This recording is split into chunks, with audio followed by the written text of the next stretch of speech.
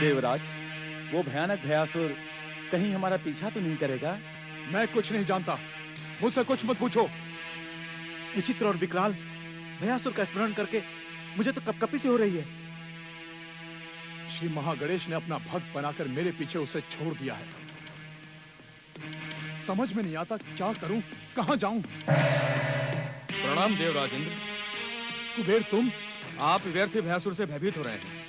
श्री महागणेश के भक्त भयासुर में असुरों जैसा एक भी दुर्गुण नहीं है। क्या आज से पहले कभी आपने इतना मीठा बोलने वाला और भक्ति का प्रचार करने वाला असुर देखा है? मेरे समीप आने का दुस्साहस कैसे किया तुमने? जैसे ही मुझे इस बात का ज्ञान हुआ कि आप भयासुर से भयभीत होकर स्वर्ग छोड़कर यहाँ भाग आए हैं, तो मैं आपको यह बताने चला आया कि भयासुर से भयभीत होने की कोई आवश्यकता नहीं है। उसके श्री महागणेश की भक्ति देखकर मैं तो धन्य हो गया, और मुझे इस बात का पश्चाताप भी नहीं है कि वो मेरे शरीर से जन्मा है। तुम्हें अपनी भूल का पश्चाताप करना ही होगा कुबेर। तुमने मित्रता की आड़ में मेरी पीठ में खंजर भोंका है।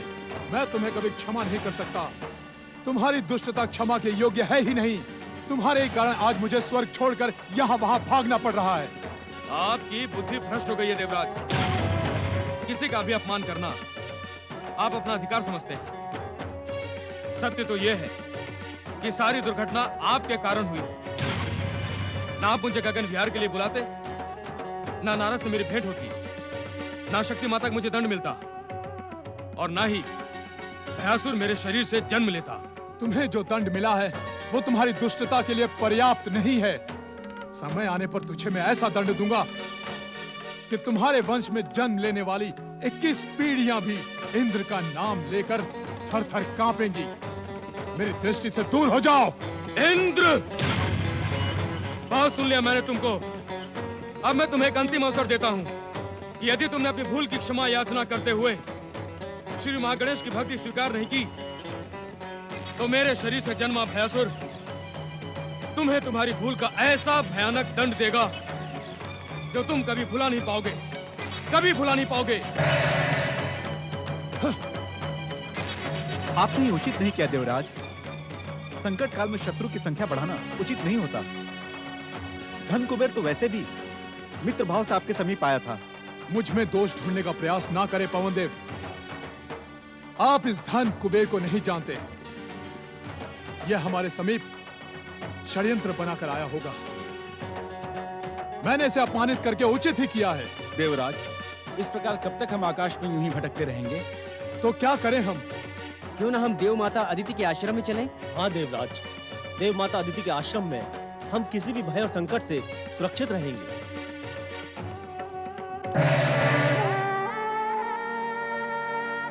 देवी अदिति, परम देव श्री महागणेश की कृपा पर विश्वास रखें। जो कुछ भी होगा वो शुभ ही होगा। स्वामी, अब शुभ नहीं होगा। आपने स्वयं ही देख लिया कि दैत्य गुरु शुक्राचार्य ने वरदानी भयासुर को उत्तेजित करके यहाँ से भेजा है। अब वह शक्ति संपन्न असुर अपनी अतुल्य वरदानी शक्ति से स्वर्ग पर आक्रमण करके इंद्र को पराजित कर देगा, और हमारा इंद्र। नहीं नहीं देवी अदिति। माता, माता, दुष्ट भयासुर ने स्वर्ग पर अधिकार करके हमें स्वर्ग छोड़ने पर विवश कर दिया है। माता, आज से पहले ऐसा विचित्र और भयानक असुर हमने नहीं देखा। वो मीठी मीठी बातें कर हमें भ्रमित कर अपना बंदी बना लेना चाहता था। उसे देखकर हम भय से थरथर कांपने लगे। माता, वो हमारा पीछा करते हुए किसी भी समय यहाँ आ सकता है। उस दुष्ट से हमारी रक्षा करें माता। हमारी रक्षा करें माता। हमें शरण दो माता। इस संसार में शरणागत तो एकमात्र परम देव श्री महागणेश है। उनकी शरण में जाने से सभी को संकटों से मुक्ति मिलती है। तुम सब भी परम देव श्री महागणेश की शरण में जाओ, उनकी पूजा आराधना करो। वे तुम्हें भी अभय प्रदान करेंगे पुत्रों। श्री महागणेश का नाम लेकर हमें भ्रमित न करें पिताश्री। ये तुम क्या कह रहे हो पुत्र? मैं सत्य कह रहा हूं पिताश्री। श्री महागणेश ने ही उस दुष्ट भयासुर को स्वर्ग विजय का वरदान देकर हमें भय के सागर में धकेल दिया है। मैं उनकी शरण में जाना तो दूर, मैं उनका नाम भी नहीं सुनना चाहता। तुम्हारा मानसिक संतुलन खो तो नहीं गया इंद्र? परमदेव श्री महागणेश हमारे आराध्य हैं। हमारे सामने तुम उनकी निंदा कर रहे हो। सावधान इंद्र, यदि तुमने परमदेव श्री महागणेश की निंदा का दुस्साहस किया तो मैं ये भूल जाऊंगी कि तुम मेरे पुत्र हो। पुत्र इंद्र, परम देव श्री महागणेश भक्त वत्सल है, शरणागत के रक्षक है। जन्म लेने वाले हर जीव को उनका सम्मान करना चाहिए। उनकी कृपा से ही जीव को जीवन प्राप्त होता है। पुत्र इंद्र, तुम्हें अपनी भूल की क्षमा याचना करनी होगी। नहीं पिताश्री, मैंने कोई भूल नहीं की है। उन्होंने न जाने किस भय का प्रतिशोध मुझसे लिया है। यदि आपके पास संकट से मुक्ति का कोई अन्य उपाय हो तो मुझे बता दें। जो सबसे अधिक सार्थक उपाय था वो हमने तुम्हें बता दिया है।